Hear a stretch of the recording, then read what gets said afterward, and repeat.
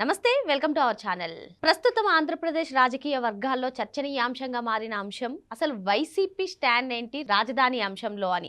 మరి నిన్న సజ్జల రామకృష్ణారెడ్డి ఓ news conclave లో మాట్లాడుతూ జగన్మోహన్ రెడ్డి అధికారంలోకి వచ్చిన తర్వాత అమరావతి నుంచే పాలన సాగిస్తారు అని చెప్పడం, మరోపక్క చూసుకున్నట్లయితే విజయవాడ గుంటూరు మధ్య రాజధాని ఉంటే బాగుండడం, ఈ అంశాలన్నింటినీ కూడా ఏ విధంగా చూడాలి, అసలు రాజధాని అంశంలో వైసీపీ వ్యూహం ఏంటి, మళ్ళీ అమరావతిని తెరపైకి తీసుకొచ్చి రాజకీయ కుట్రకోణానికి పాల్పడుతున్నారా? ప్రస్తుతం ఇదే చర్చనీయాంశంగా మారింది. ఇదే అంశంపైన మాట్లాడడానికి మనతో పాటుగా ఉన్నారు సీనియర్ పొలిటికల్ అనలిస్ట్ కొత్త రవీంద్రబాబు గారు. నమస్తే సార్. నమస్తే శ్రావణి. 2019 కన్నా ముందు అమరావతికి సపోర్ట్ చేస్తున్నామని అసెంబ్లీలోనే చెప్పారు సార్. మరి 2019 తర్వాత అధికారంలోకి వచ్చిన తర్వాత 3 రాజధానుల పేరుతోటి ఏ రాజధాని కూడా నిర్మించలేదు. ఆ గడిచిన 5 ఏళ్ళలో కూడా ఒక రాజధాని కూడా లేనటువంటి నేపథ్యం. మరి ఇప్పుడు సజ్జల రామకృష్ణారెడ్డి చేస్తున్నటువంటి కామెంట్స్ని ఏ విధంగా చూడాలి? జగన్మోహన్ రెడ్డి వచ్చిన తర్వాత ఇక్కడి నుంచే మేము పాలన సాగిస్తాం అనడం ఒక ఎత్తు అయితే, మరో పక్క విజయవాడ గుంటూరు మధ్య రాజధాని ఉంటే బాగుంటుంది అని చెప్పడం ఏంటి? ఈ కామెంట్స్ అన్నింటినీ కూడా ఏ విధంగా చూడాలి? అసలు వైసీపీ రాజధాని వ్యూహం పేరిట అమరావతితో మళ్ళీ ఒక కుట్రకోణాన్ని తెరపైకి లేపుతుందా? రాజకీయ భవిష్యత్తు సమాధవుతుందని చెప్పి కొందరు విశ్లేషకులు చెప్తున్నారు. సో అందుకే మళ్ళీ తెరపైకి అమరావతిని తీసుకొస్తున్నారా? మరో పక్క చూసుకున్నట్లయితే వైసీపీని వెంటాడుతుంది లిక్కర్ స్కామ్. ఈ లిక్కర్ స్కామ్ని డైవర్ట్ చేసేందుకే సజ్జల తెరపైకి వచ్చి అమరావతి గురించి ప్రస్తావిస్తున్నారు. ఏం చెప్తారు మీరు?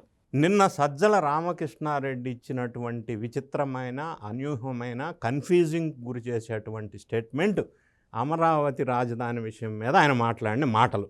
ఎందుకు ఆ విధంగా మాట్లాడవలసి వచ్చిందనేది బ్యాక్గ్రౌండ్ మనం ఒక్కసారి వెరిఫై చేసుకుంటే, ఆంధ్రప్రదేశ్ రాష్ట్ర రాజకీయాలను ఒక్కసారి పరిశీలించినట్టయితే, కూటమి ప్రభుత్వం వచ్చిన 15 నెలల కాలంలో సూపర్ 6 సూపర్ హిట్ అనే బహిరంగ సభ ద్వారా ప్రజల ఆమోదం భారీగా ఉన్నట్టుగా, పల్స్ ఆఫ్ ద పీపుల్ కూటమి వైపు ఉన్నట్టుగా ట్రెండ్ క్లియర్గా Jagan Reddy and team batch గ్రహించారు అనేది ఒక పాయింట్. రెండో పాయింట్, ఇంత పెద్ద ఎత్తున కూటమి బహిరంగ సభ జరుగుతూ ఉంటే ఇప్పటివరకు వీళ్ళు విమర్శించినటువంటి మంత్రి లోకేష్ గారు క్రైసిస్ మేనేజ్మెంట్, నేపాల్లో చిక్కుకున్న తెలుగు వాళ్ళని వెనక్కి తీసుకురావడంలో సక్సెస్ఫుల్గా సభకి రాకుండా రియల్ టైం గవర్నెన్స్ దగ్గర కూర్చొని ఆర్టీజీసీ దగ్గర దాన్ని హ్యాండిల్ చేసిన విధానం, దానిపైన కూడా విమర్శలు చేస్తున్నారు కదా సార్. సభకు వస్తే ఎక్కడ ప్రజలు తిరగబడతారు అనే చెప్పే తెలివిగా కొడుకు అంటే విమర్శ చేయాలి కాబట్టి చేయొచ్చు. Crisis management, handling of crisis మేనేజ్మెంట్లో లోకేష్ బాబు సక్సెస్ అయ్యాడు. దానికోసం సభకు కూడా రాకుండా దాని ప్రయారిటైజేషన్, ఏది priority, that is the priority.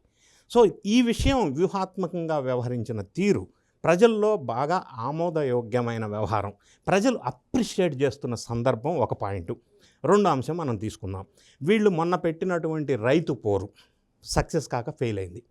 ఎందుకు అంటే ఇక్కడ ఇంకొక అంశం మనం గమనించాలి. సెప్టెంబర్ 10th జగన్ రెడ్డి గారు ఈ సభ ఇక్కడ జరుగుతున్న నేపథ్యంలో రైతు పోరు గురించి ఆయన ఒక మాట కాంట్రడిక్టరీ స్టేట్మెంట్ ఇచ్చారు. రైతు పోరు నినాదం, ఉద్యమం తీసుకున్నాం మేము, మా వాళ్ళని ఎవరిని ఇంట్లోంచి బయటికి రాకుండా హౌస్ అరెస్ట్ చేసి అసలు బయటికి రానియకుండా చేశారు, జనం సమీకరణ చేయకుండా చేశారు అని కొద్దిగా గ్యాప్ ఇచ్చి, పాజ్ ఇచ్చి, రైతు పోరు బాగా సక్సెస్, రోడ్డు నిండా జనమే అన్నాడు. ఒకదానికి కూడా సంబంధమే లేదు. రోడ్ల నిండా జనమే అంటాడు, మళ్ళీ మా వాళ్ళని ఎవరిని రానిలేదు, జనం బయటికి రాలేదు అంటాడు. సో ఇదొకటి ఫెయిల్యూరు. ఇంకొక అంశం మనం చూసినట్టయితే, చుట్టుముడుతున్నటువంటి అక్రమ సంపాదన గతంలో చేసిన వాళ్ళ మీద సక్రమమైన కేసులు ఒక్కొక్కటి వెలుగులోకి వస్తూ ఉన్నాయి. Liquor scam case, Jagan Reddy గారికి అత్యంత అంతరంగిక సన్నిహితుడు పిఏ విచారణ చేశారు. ఆయన దగ్గర టన్నుల కొద్ది డాక్యుమెంట్స్ సీజ్ చేశారు. ఇంకొకటి, అప్పట్లో మంత్రిగా వెలగబెట్టిన నారాయణ స్వామి ఫోను ఫోరెన్సిక్ సైన్స్ వాళ్ళకి ఇచ్చి డేటా అనలైజ్ చేయడం కోసం ఏసీబీ కోర్టు అనుమతి ఇచ్చింది. ఈ రెండు అనలైజ్ చేస్తే చివరాఖరికి అంతిమ లబ్ధిదారుడు పేరు వెలుగులోకి వచ్చే అవకాశం ఉందోనోమోనని ఒక టెన్షన్తో కూడిన ఆందోళన వల్ల వచ్చిన ఫ్రస్ట్రేషన్ ఒకవైపు. ఇదంతా పక్కన పెడితే అసెంబ్లీకి వెళ్ళనివ్వట్లేదు అని చెప్పి ఈ 11 మంది ఎమ్మెల్యే, ఈయన వదిలేస్తే 10 మంది ఎమ్మెల్యే, అందులో ఒక 5గురు వేరే కుంపటి పెట్టుకునేటట్టుగా ఆలోచన జరుగుతున్న నేపథ్యం. మరి ఈయన అసెంబ్లీకి వెళ్ళొద్దంటున్నారు, మండలికి వెళ్తున్నారు ఎమ్మెల్సీస్. మరి ఇదెక్కడ ద్వంద్వ వైఖరి అని ఒకవైపు. దీంతో పాటుగా మొన్న జరిగిన భారత ఉపరాష్ట్రపతి ఎన్నికల్లో ఆర్ఎస్ఎస్ అభ్యర్థి, బ్యాక్గ్రౌండ్ ఉన్న అభ్యర్థి, ఎన్డీఏ ప్రపోజ్ చేసిన అభ్యర్థికి జగన్ రెడ్డి గారు మద్దతు ఇవ్వటం రాజకీయ వ్యభిచారం అని శర్మిళ గారు అనటం, ఇవన్నీ 1 2 3 4 5 6 అని రకరకాల విభిన్నమైన గడ్డు పరిస్థితులు ఎదుర్కొంటున్న నేపథ్యంలో దీన్ని కొంత డైవర్షన్ చేయాల్సిన అనివార్య పరిస్థితుల్లో సజ్జల రామకృష్ణారెడ్డి ద్వారా జగన్ రెడ్డి గారు వ్యూహాత్మకంగా అమరావతి రాజధాని మేము ఇక్కడి నుంచే పరిపాలిస్తాం నెక్స్ట్ అని అన్నారు ఒక మాట. ఇప్పుడు ప్రజల్లో ఏ పార్టీకైనా ఏ వ్యక్తికైనా క్రెడిబిలిటీ అనేది ఒకటి ఉంటుంది. క్రెడిబిలిటీ కోల్పోయిన తర్వాత ఎన్ని చెప్పినా నమ్మరు. ఇదే వ్యక్తులు కొన్ని నెలల క్రితం అమరావతిలో ఉండేది వేశ్యలు అన్నారు, విషం చిమ్మారు. అమరావతికి పెట్టుబడులు రాకుండా పెట్టుబడి పెట్టే సంస్థలకి లెటర్లు రాసి ఆపేశారు. రకరకాల వాళ్ళ మీడియాలో అమరావతి మీద రీసెంట్గా కూడా విషం చిమ్మారు. ఇంత సడన్గా ఇన్స్టెంట్గా ఎందుకు డెసిషన్స్ చేంజ్ అవుతాయి? అవ్వవు. ఇది ఒక కొత్త దుర్మార్గానికి కుట్రకి తెరలేపినట్టుగా మనం అనుకోవచ్చు. ఎందుకంటే సార్ మీరు చెప్పినట్టుగా ఎన్నో ఫేక్ ప్రచారాలు ఇటీవల అమరావతి మునిగిపోతుందంటూ ప్రచారం చేశారు. మరి అటువంటి అమరావతి మునిగిపోయేటప్పుడు జగన్మోహన్ రెడ్డి వస్తాడు, వచ్చిన తర్వాత పాలన అక్కడే సాగిస్తాడు, ఏంటి ఏ విధంగా అర్థం చేస్తారు? మీరు చెప్పింది చూసి వింటే నాకు ఇంకోటి గుర్తొస్తుంది. గతంలో అమరావతి ఏముంది అంతా ఎడారన్నారు, ఇప్పుడు మునిగిపోతుంది అంటున్నారు. ఈ రెండు విరుద్ధమైన ద్వంద్వ ఆలోచనలు. సరే మునిగిపోతుంది అన్నారు, విషం చిమ్మారు, బాగా ఎంత చిమ్మాలో అంత చిమ్మారు. ఆల్ ఆఫ్ ఎ సడన్ ఈ మార్పు ఎందుకు వచ్చింది? ఒకటి మనం ఆలోచించినట్టయితే నిష్పక్షపాతంగా అమరావతి అనేది నిర్మాణం వేగవంతంగా జరుగుతుంది.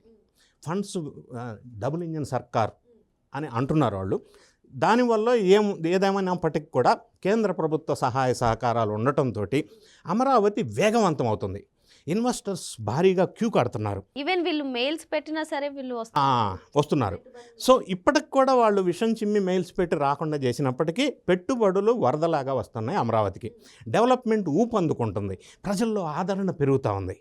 ఈ నేపథ్యంలో ఏదో ఒకటి స్టాండ్ చెప్పేసి జనంలో కన్ఫ్యూజ్ చేసి జనంలో ఉన్న అభిమానాన్ని పొందాలని ఒక విశ్వ ప్రయత్నమైన డ్రామా ఇది. ఎందుకంటే ఆయన మాట్లాడిన మాటలు మనం గమనించినట్టయితే గతంలో కూడా మేము 3 రాజధానులు అనలా, అమరావతిని తీసేస్తామని అనలా. మరేమన్నారు? అసలు రిషికొండ ప్యాలెస్ ఎందుకు కట్టారు 500 కోట్లు పెట్టి? అదే 500 కోట్లు పెడితే ఒక మెడికల్ కాలేజ్ పూర్తయ్యేది కదా. మరి రిషికొండని ఇప్పుడు ఏం చేయాలా? అది waste investment, public money waste, public money లూటీ కదా. మరి అప్పట్లో వైజాగ్ నుంచి పరిపాలన ఇవాళ రేపు అని చెప్పి డేట్లు కూడా ఇచ్చారు కదా. మరి ఇప్పుడు ఈయనేమంటాడు? మేము అప్పట్లో కూడా 3 రాజధానులు అనలా అంటాడు. ఎందుకు అనలేదు? అన్నారు 3 రాజధానులు. అమరావతి విధ్వంసానికి కారణం చేశారు. అదే పరిపాలించిన 5 సంవత్సరాల కాలంలో అమరావతిని వీళ్ళు పట్టించుకొని ఉంటే ఈరోజు అమరావతి ఏ స్థాయిలో ఉండేది? 3 ముక్కలు ఆట ఆడారు, 3 రాజధానులు లేవు. రాజధాని లేని రాష్ట్రంగా ఆంధ్రప్రదేశ్ను తీర్చిదిద్దిన ఘనత వైఎస్ఆర్ కాంగ్రెస్ పార్టీది. ప్రజలు ఏ విధంగా నమ్ముతారు? ఇంకొక మాట సజ్జల గారు మాట్లాడితే ఏమంటారు? అక్కడ ఇప్పటివరకు కట్టింది చాలు అంటాడు. ఇప్పటివరకు కట్టింది చాలు అని అనుకుంటే ఈరోజు Hyderabad world class city ఎందుకైంది?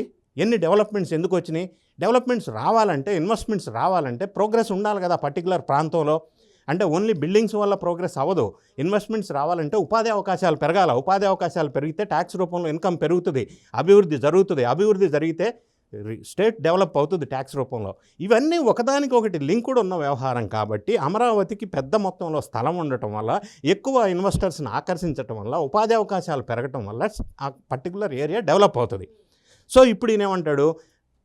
Vijayawada Guntur మధ్య పెట్టుకుంటే సరిపోద్ది అంటాడు. అమరావతి ఉంది విజయవాడ గుంటూరు మధ్యనే కదా. అంటే ఆయన ఉద్దేశం ఏంటంటే ఆ రోడ్డు పక్కన పెట్టుకుంటే సరిపోద్దని. ఆయన వచ్చి మొన్న జగన్మోహన్ రెడ్డి ఏదో ప్రెస్ మీట్లో నాగార్జున యూనివర్సిటీ అయితే సరిపోతుంది అన్నారు సార్. నేను అక్కడికే వస్తున్నా. అంటే వాళ్ళ ఉద్దేశం ఏంటంటే ఇవన్నీ ఇక్కడ ఉన్నంత వరకు ఆపేసి ఆ టెంపరీ టైం బీయింగ్ ఏదో ఉన్న బిల్డింగ్స్తో, అంటే నగర నిర్మాణం అంటే ఒక బిల్డింగ్ కాదు, దాంట్లో ఉద్యోగ ఉపాధి అవకాశాలు మెరుగుపడాలా, దాని ద్వారా ఇన్కమ్ రావాలి, స్టేట్కి ట్యాక్స్ రావాలి, ఇన్కమ్ రావాలంటే ఇన్పుట్స్ ఉండాలి. ఇది విజనరీగా ఉంటుంది. ఇటువంటి అక్రమ దందాలు చేసే వాళ్ళకి ఆ విజన్ ఉండదు. ఫర్ ఎగ్జాంపుల్ హైదరాబాద్కి ఔటర్ రింగ్ రోడ్ ప్రతిపాదన చేసినప్పుడు ఇంత పెద్ద రోడ్డు అవసరమా, వేస్ట్ ఆఫ్ మనీ, ఎందుకు హైదరాబాద్కి అన్నారు. ఈరోజు అది హైదరాబాద్ మణిహారం.